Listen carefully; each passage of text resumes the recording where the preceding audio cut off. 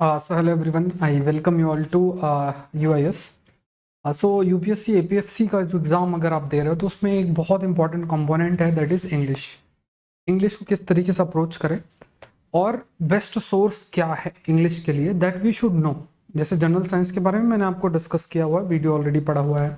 Current affairs के लिए क्या अप्रोच होना चाहिए वो मैंने आपको एक्सप्लेन किया हुआ है, आप गो थ्रू हो सकते हैं। अब जनरल इंग्लिश की बात की जाए, देखो जनरल इंग्लिश में बहुत अधिक आप लोग पढ़ाई भी कर रहे होगे और पढ़ना भी चाहिए, बिकॉज अगर देखा जाए तो मिनिमम 12 से 13 क्वेश्चंस रहते हैं। ये क्वेश्चंस 20 तक इंक्रीज हो सकते हैं।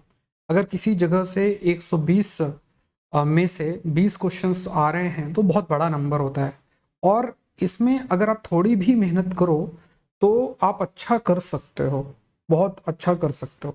तो देखो ये बुक है मेरे पास, इसमें मैं आपको फ्रंट पेज तो नहीं दिखा सकता हूँ क्योंकि फिर वो होगा कि प्रमोशन हो रहा है, बट मैं आपको नाम बता देता हूँ, ठीक है। तो और सोर्स बता देता हूँ, उसको आप लोग जो है ज़रूर से फॉलो करो इंग्लिश में। ख़ास तौर से जो लोग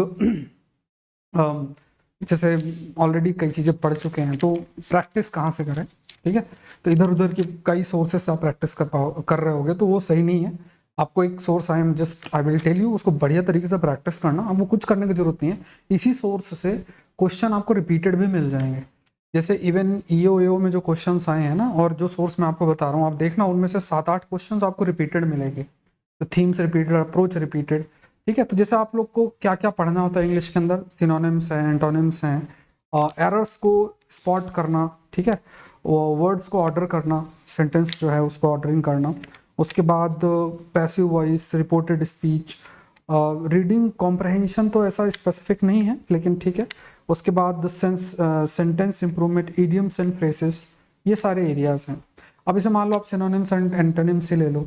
अब इसमें तो लाखों शब्द हैं, अब इतना लाख शब्द थोड़ी ना कर लोगे, या बहुत सारे रूल्स रट रहे हो बैठ के तो उतना भी नहीं कर पाओगे, वो भी बहुत मुश्किल है। और टाइम भी ज़्यादा नहीं है, 2 जुलाई है आपका, तो इतना समय भी नहीं है आपको। ऐसी स्थिति में क्या हमें करना चाहिए, तो यहाँ पे आपके लिए ये मैं आपको थोड़ा सा दिखा देता हूँ। जैसे फॉर एग्जांपल ये पूरी की पूरी किताब है इसमें, है ना, और इस किताब के अंदर पूरा दिया हुआ है। लगभग आप मानो कि काफ़ी सारा इसमें दिया हुआ है, लगभग 212 पेज हैं, और 14 ईयर्स का इंग्लिश में पेपर है, सीडीएस का, ठीक है। मैं बुक आपको नहीं दिखा रहा हूँ बिकॉज फिर वो बुक का प्रमोशन हो जाएगा, है ना, तो वो अब अलाउड नहीं होता है। तो यहाँ पे आपको ध्यान रखना है एक चीज़, आप जैसे अमेजन में जाओ, अमेजन है या फ्लिपकार्ट है, किसी भी जो भी ई कॉमर्स वाला, उसमें 14 साल के, 10 से 12 साल, 10 साल, 14 साल, जितने भी साल का इंग्लिश का जो पेपर है उसका कंपाइलेशन आपको मिलेगा, ठीक है। इंग्लिश के पेपर्स का कंपाइलेशन मिलेगा विद सॉल्यूशन। तो उसमें जो चैप्टर्स हैं, सिनोनिम्स, एंटोनिम्स, एरर्स से को आइडेंटिफाई करना, ईडियम, फ्रेसेस, ये जितनी भी चीज़ें हैं, इनको जो यूपीएससी में पूछे जाते हैं, आप इसी सोर्स से प्रैक्टिस करना। पिछली बार जो आपके आए थे प्रश्न आए थे, आप देखना आपको मिल जाएंगे इसमें प्रश्न। तो इससे अगर आप प्रैक्टिस करोगे तो एक तो आपकी एक्यूरेसी जो है बहुत अच्छी रहेगी, और क्योंकि यूपीएससी ही सीडीएस का पेपर कंडक्ट कराता है, कंबाइंड डिफेंस सर्विस का पेपर होता है, अच्छा पेपर होता है। तो उसमें अगर वो क्वेश्चंस उन्होंने फ्रेम किया हुआ है इंग्लिश के, तो वो वही क्वेश्चंस उसी, क्योंकि वो सेम से क्वेश्चंस आपको आने हैं एपीएफसी के पेपर में भी, ईओ के भी पेपर में, तो उसी चीज़ को आप पढ़ लेना, ठीक है, बढ़िया तरीके से उसको पढ़ लेना। और जब आप उसको पढ़ोगे तो इस चीज़ का बेनिफिट आपको रहेगा, पढ़ना ही नहीं, क्योंकि इंग्लिश एक ऐसी चीज़ है जैसे आप रूल रट के चले जाओ तो नहीं बैठेगा, आपको जो है अप्लाई करना भी सीखना है। तो इस किताब को बढ़िया तरीके से प्रैक्टिस करना। Again I am repeating, CDS, OTF, 14 years के पेपर्स आपको मिल जाएगा। बहुत सारे पब्लिकेशंस जो हैं इसको अवेलेबल कराते हैं, तो आप उस किसी को भी आइडेंटिफाई करके और उसको पढ़ लेना, ठीक है, ये चीज़ आप देखना। और एक सोर्स मैंने आपको करंट अफेयर्स का बताया, करंट अफेयर्स के कोर्स का लिंक नीचे दिया हुआ है। 3 मई से और 28 के बीच में, मई के बीच में मैं आपका करा दूंगा, चाहे आप सिविल सर्विस की तैयारी कर रहे हो या एपीएफसी की कर रहे हो। तो उस पर एक वीडियो भी बनाया है मैंने, तो यहाँ पे नीचे लिंक दिया हुआ, उस पर क्लिक करना, यूज़ द कोड SPLIE, तो अमाउंट भी रिड्यूस होगा और करंट अफेयर्स आपका अच्छे से कवर हो जाएगा। यूपीएससी में जो करंट अफेयर्स का अप्रोच होता है वो डिफरेंट होता है, वन लाइनर टाइप चीज़ें नहीं पढ़ना है। एक वीडियो में मैंने आपको एक्सप्लेन किया था कि ईओ में क्या अप्रोच होना चाहिए और आपका एपीएफसी के पेपर में क्या अप्रोच होना चाहिए। दोनों डिफरेंट पेपर है, क्वेश्चंस के लेवल वेरी करेंगे, सब्जेक्ट सिलेबस की सिमिलैरिटी बहुत अधिक है, लेकिन फिर भी हम कहेंगे, वी कैन से कि क्वेश्चंस जो है वो वेरी करेंगे। तो ये चीज़ें ध्यान में रखना है।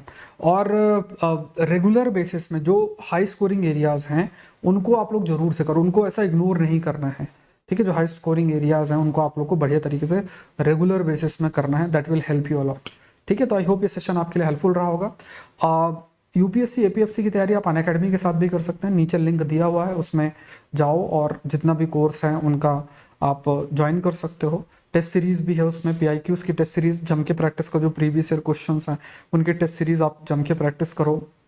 एंड ये सारी चीज़ें that will help you a lot. And कोशिश करो कि ज़्यादा से ज़्यादा आप प्रैक्टिस करो, और साथ में जो भी सब्जेक्ट्स लेबर कोड और अकाउंटिंग और ये सब जितनी भी चीज़ें आपको अलग से पढ़ना है वो भी उस कोर्स के अंदर कवर्ड है। तो नीचे लिंक दिया हुआ है, उसमें जाओ और लिंक पे क्लिक करो, यूज़ द कोड SPLIVE, और वो अमाउंट फर्दर रिड्यूस होगा और उसको आप ज्वाइन करके टाइम बाउंड मैनर में आपका जो कोर्स है वो हो जाएगा। सो आज के लिए इतना ही। Thank you everyone. UIS channel को आप लोग जरूर से सब्सक्राइब करें, इस पर मैं वीडियो लगातार APFC के ऊपर लेकर आ रहा हूँ। अभी मैंने इंग्लिश का सोर्स बताया, लेबर कोड का एक वीडियो पड़ा हुआ है, और भी एक लेबर कोड का वीडियो आपका इस सैटरडे आ जाएगा। फिर अकाउंट इसका जो इंडस्ट्रियल लॉ है उसके ऊपर भी वीडियो आपको जल्द आएगा। Thank you everyone, thank you.